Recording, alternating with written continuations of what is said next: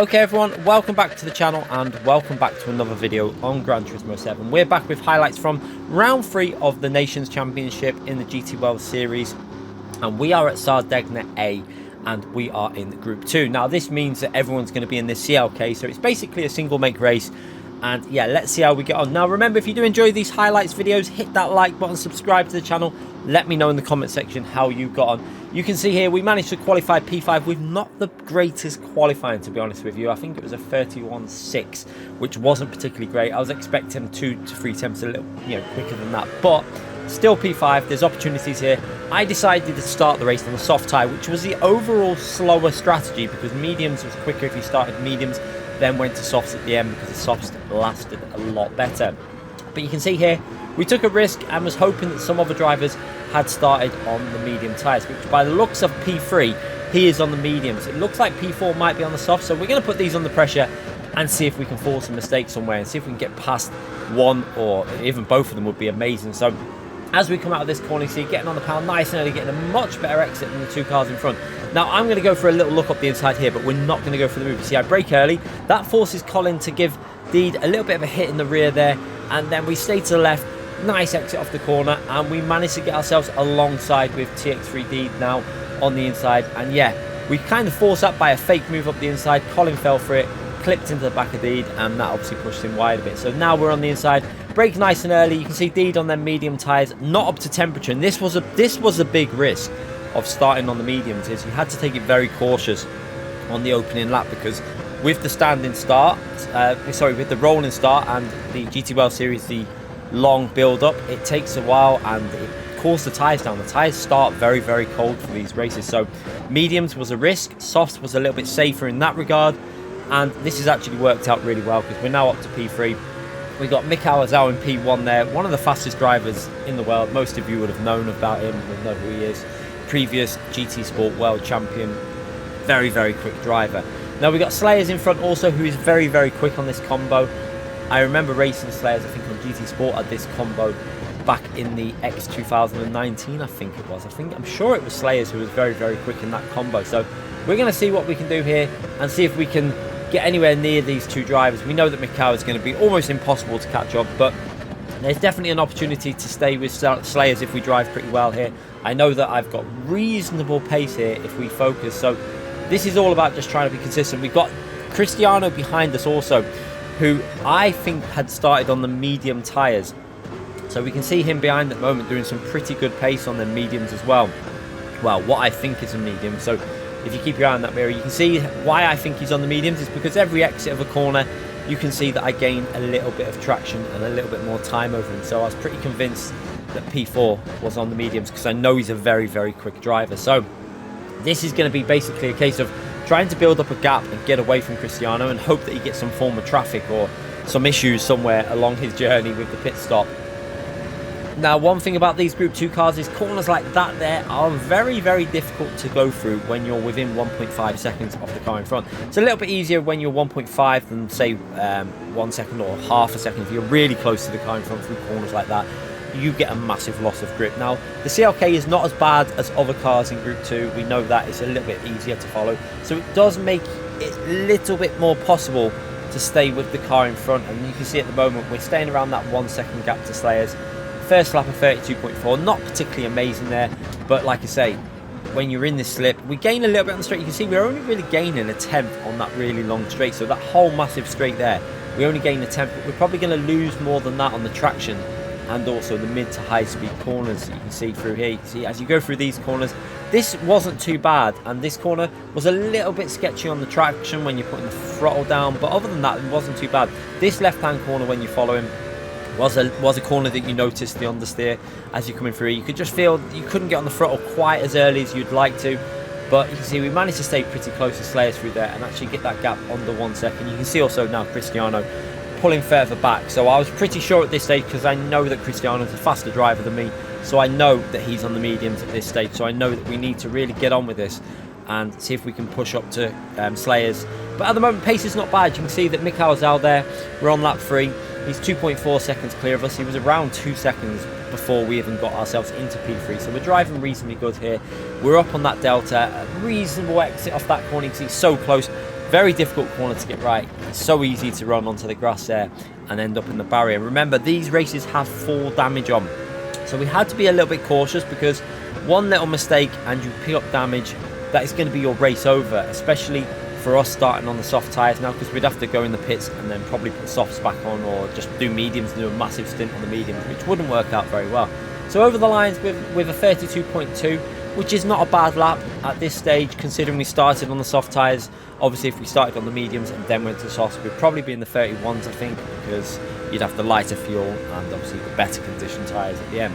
But skipping to lap 5 now, you can see that Cristiano is into the pits there, and he was on the mediums as I predicted. And you can see now it's just about staying with Slayers as we skip to lap 8, and it's been very static at the moment. It's been a case of just sitting here around 1.1 seconds behind. It was very, very difficult to get any closer, because you can see there, as we run onto the grass, we just lose that little bit of front end as we go through the corners, and we've actually dropped off by another 2 tenths there, unfortunately, with that little mistake where we just understeered wide. But you can see Mikel's out 3.8 seconds ahead after 8 laps. We're doing pretty good here. To be that close to Mikel's out after that amount of laps, it's not bad at all. You can see the laps have been consistent. We've been 32.2, 4, 5s most laps, and we're keeping the tyres, although they're wearing, they're not overheating, and that's one good thing about this track, because you've got a lot of straights in between the corners. The tyres tend to stay in reasonable condition. Even though they're wearing, you still get reasonable grip out of them. So you can see even through here, we're only 2 tenths down on the Delta on lap 9, and then into this left-hand corner, really pushing the limits there, getting very close to running wide, and actually gaining a little bit on P2 now. You can see we're starting to get a little bit closer. We're 8 tenths behind, and we are starting to push up behind him now, but you are going to start feeling that little bit of understeer as we get closer and closer to Slayers. You can see P4 there had started on the soft tyres, Colin, but his pace clearly, maybe he's picked up some damage when he went into the back of the Prima driver, possibly got a bit of front end damage, because his pace has just dropped off massively now, 11 seconds behind. So his race is pretty much over there, probably from the start, where he's obviously clipped into the back. But now we're just pushing up behind P2 and just trying to get as close as we can. We need to put him under pressure, see if we can force him into a mistake somewhere. It's very, very difficult to get close in these cars, but you can see we are gradually getting a little bit closer, and if we can get within like half a second, we should pick up quite a strong slipstream. But then we'll have to be very, very careful in them higher speed corners. You can see Mikel there 4.2 seconds nearly ahead, and we're doing a decent job. You know, we're averaging 4 tenths maybe off of Mikel's out. I do think at this stage we're starting to lose a little bit, as you can see again, on the 7 tenths behind now. We are, on these last few laps, felt like I was getting a little bit held up through the high-speed corners. I think I could have gone a little bit faster, not massively. It would have only been like a tenth to 3 tenths quicker a lap. It was nothing massive, but we would have been a tiny little bit quicker. As you can see, again, on the replay cam, you can see just how close it's getting now as we follow behind Slayers. We're getting really, really close, and now into this high-speed section. This corner is so tricky when you're this close. Just being a bit cautious there again, being careful we don't run too far wide onto the grass, and now into the braking for the final massive braking zone. Again, running a little bit wide there, but squared it off and just about got the car back into line there. So lost a little 2 tenths on the exit of that corner, but we are going to pick up the slipstream now all the way down the straight. So from 7 tenths, we're probably going to end up about 5 tenths by the end of the straight, because we are in a slightly stronger part of the slipstream now. You can see we've only gained half a tenth here so far, gained a tenth now from the last corner, and yeah, about a tenth and a half we gained on that whole straight, even though we were within the 7 tenths of a second of him. Shows you that these cars, although you don't get the massive amount of slipstream, you still gain a little bit. But yeah, it does show you, like, obviously other cars, Group 3, you probably gain a little bit more than that, more like 3-4 tenths. But in the CLK with a lot more power, you're not gaining that kind of pace. But again, staying very, very close through here, 6 tenths behind him, just trying to put him under some pressure. You can see the tyres are fading massively. If you look at the right hand side tyres, they are starting to drop off, and the understeer is starting to kick in. So you can see he's taking quite tight lines at this point now, because I don't want to risk running wide onto the barrier. So just being very, very careful that I don't get that understeer, and just trying to stay out. You try and stay out of the dirty air as much as possible if you can.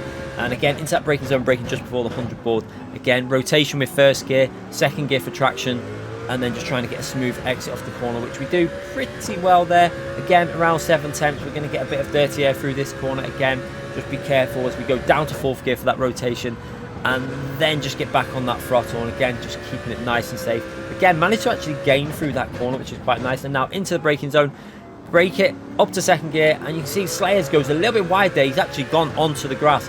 And this is going to be a perfect opportunity. We're going to get a nice slipstream here because he's going to lose that massive amount on traction. And you can see we're within 2/10 of him now. I'm picking up a big draft down straight. Now we're going to get that slipstream.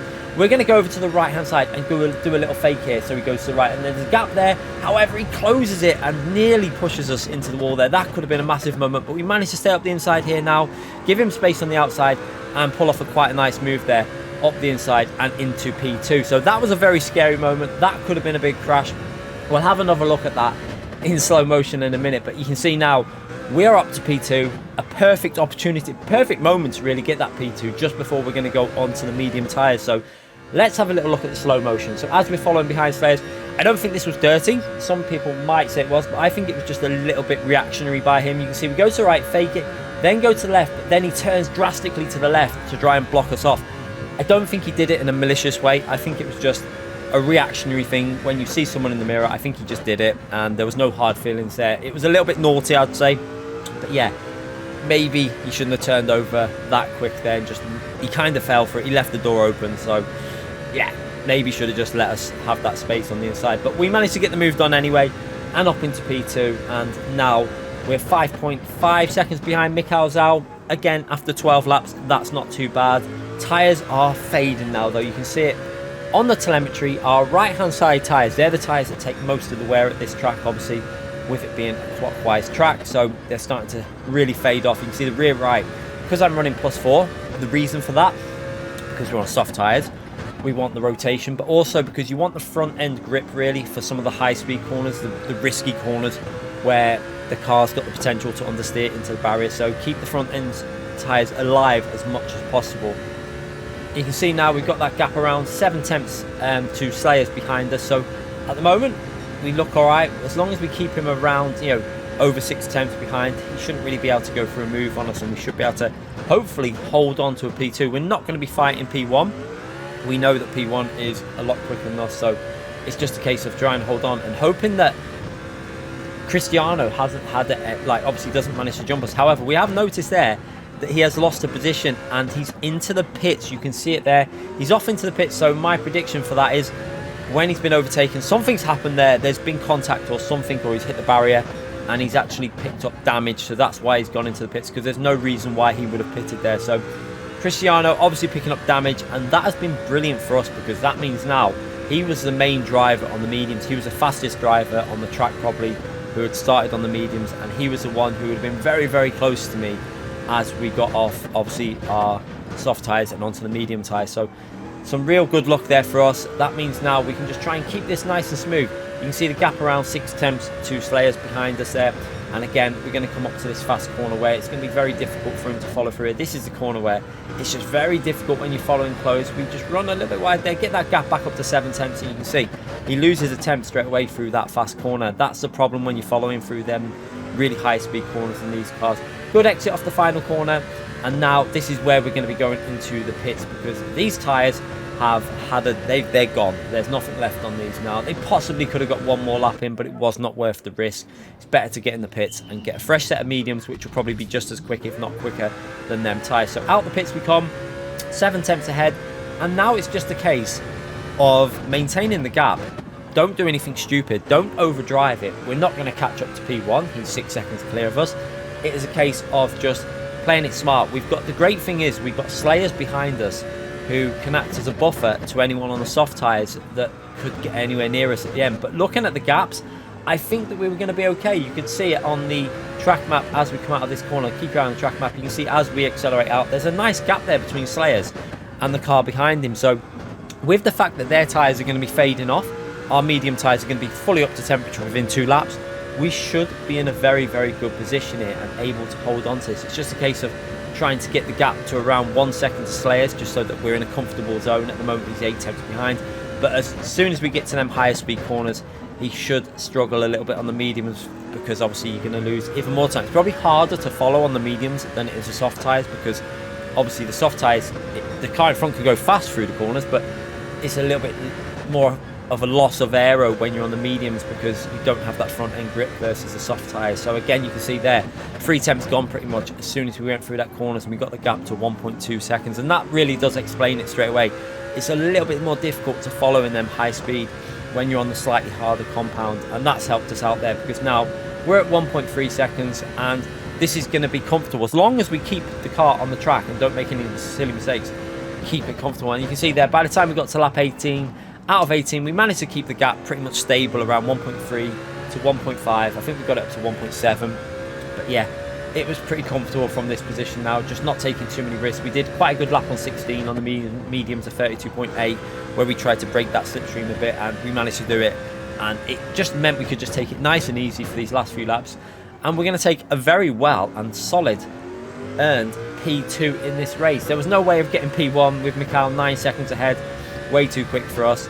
But yeah, a few little incidents, a little bit of loss of time with that. Obviously, we went on the slower strategy of starting on the soft tyres first, which probably overall in the race was 2 seconds maybe slower. But a pretty solid run. I'm pretty happy with a P2 in this lobby. There's some very, very fast drivers in here. And that means we're going to get another pretty decent points haul from this combination. So started P5, gained 3 positions up to P2. Solid effort for this combination and round 3. And you can see here, we actually picked up 368 points, which adds that to our 393 already. That's going to help us out massively. And I think that actually put us to P1 in the UK with just one more race to go with the highlights video. So I will be uploading the highlights to the Interlagos race in Group 3 very shortly, hopefully within the next few days. And make sure you check that one out as well. Thank you again for watching. Hit that like button, subscribe to the channel, and let me know in the comments how you got on. Appreciate it, everyone. Bye.